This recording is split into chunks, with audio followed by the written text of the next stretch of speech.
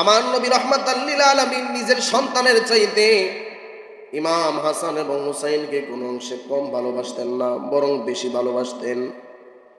নবীজি রাহমাতাল লিল আলামিন হুজরা মুবারকের মধ্যে আমার নবী বসে আছেন। ওই মুহূর্তের মধ্যে আমার নবীর দরবারের মধ্যে হযরতে জিবরাইল হাজির হয়ে গেছে। ওই মজলিসের মধ্যে ইমাম হুসাইন, ওই মজলিসের মধ্যে আমার নবীর সন্তান হযরতে কাসিম ছোট্ট মানুষ খেলাধুলা করতেছে। হযরতে জিবরাইল আমার নবীরে ডাক দিয়া কয়, ইয়া রাসূলুল্লাহ, নবী গো, আপনার দরবারের মধ্যে যে ছোট্ট বাচ্চারা খেলাধুলা করতেছে, এই ছোট্ট বাচ্চাদের থেকে আমার আল্লাহ একজনকে হাদিয়া চাচ্ছে। আমার নবী রাহমাতাল লিল আলামিন হযরতে জিবরাইলকে ডাক দিয়া কয়, জিবরাইল রে, আমার আল্লাহর জন্য আমার সন্তান কাসিমকে হাদিয়া দিয়া দিলাম। জোরে বলুন সুবহানাল্লাহ। নাতিদের কথা বলে নাই, নাতিদেরকে কত মহব্বত করতেন, কত ভালোবাসতেন। আমার মুসলমান ভাইয়েরা কেমন ভালোবাসতেন হযরতে হাসান এবং হুসাইন রাদিয়াল্লাহু তাআলা আনহুকে, কেমন মহব্বত করতেন আমার নবী।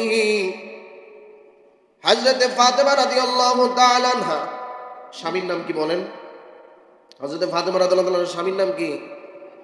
আলী রাদিয়াল্লাহু তাআলা আনহু। মনে রাখেন, আমরা অনেকে পাকে পাঞ্জাতন বললে অনেকে বেজার হয়ে যায়। পাকে পাঞ্জাতন হলো পাঁচজন। আল্লাহ তাআলা যাদেরকে পবিত্র করেছেন, এক নম্বরে হলো আমার নবী, দুই নম্বরে হলো হযরতে আলী, মা ফাতেমা, হাসান এবং হুসাইন। এই পাঁচজনকে বলা হয় পাকে পাঞ্জাতন। সুবহানাল্লাহ জোরে বলবেন না? হযরতে ফাতেমা রাদিয়াল্লাহু তাআলা আনহার ঘরের মধ্যে কোনো খাবার নাই।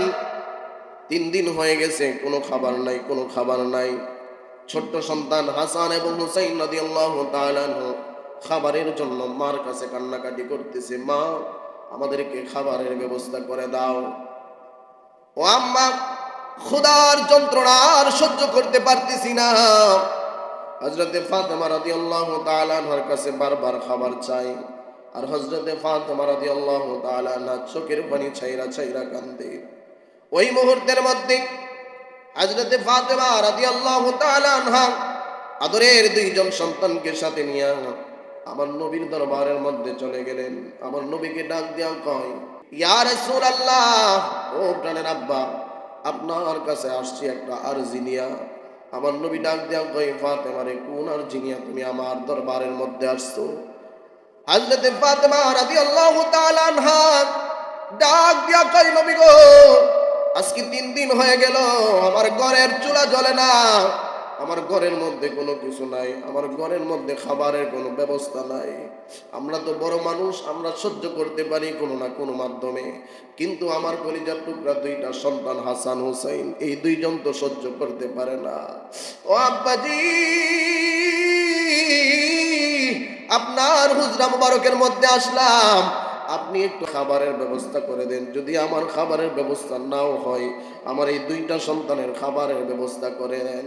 আমার নবী দুইটা চোখের পানি ছাইরা হযরতে ফাতেমাকে ডাক দিয়া কই, ফাতেমা রে, এমন বাবার ঘরের মধ্যে আসছো, তুমি তো 3 দিন যাবত কোনো কিছু খাও নাই। আমি বাবাও আজকে 3 দিন যাবত কোনো কিছু খাই না, আমার ঘরের মধ্যেও কোনো খাবারের ব্যবস্থা নাই। জোরে বলুন আল্লাহু আকবার। আরে দিন দুনিয়ার বাদশা আমার নবী চাইলে উহুদ পাহাড়কে আল্লাহ স্বর্ণ বানায় দিত, ঠিক কি না? জোরে বলেন। আমার নবী চাইলে দুনিয়ার বাদশাহী নিতে পারতো, কিন্তু আমার নবী কোনো কিছু আল্লাহর দরবারের মধ্যে চাই নাই। আমার আল্লাহর দরবারের মধ্যে আমার নবী শুধু আমাদের নাজাত চাইছে, উম্মতের নাজাত চাইছে রে। আমার নবী দুইটা চোখের পানি ছাইরা ডাক দেন, কই, ফাতেমা রে, আমার ঘরের মধ্যে কোনো কিছু নাই, চিন্তা কইরো না, আমি নবী তাদের জন্য খাবারের ব্যবস্থা করব।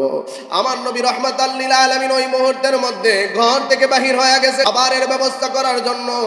নবী আমার রাহমাতাল লিল আলামিন হঠাৎ করে তাকায় দেখে একটা বিশাল বড় খেজুরের বাগান দেখা যায়। ওই খেজুরের বাগানের মালিক ওই খেজুরের বাগানের মধ্যে পানি দেওয়ার জন্য মানুষ খুঁজতেছে। আমার নবী রাহমাতাল লিল আলামিন ডাক দিয়া কয়, ও খেজুরের বাগানের মালিক, আপনি যদি মনে কিছু না মনে করেন, তাইলে আপনার বাগানের খেজুর গাছগুলোর মধ্যে আমি পানি দিয়া দিব, বিনিময়ে আপনি কি দিবেন? ডাক দিয়া কয়, আমার বাগানের মধ্যে খেজুরের গাছ রয়েছে, এই গাছের মধ্যে 40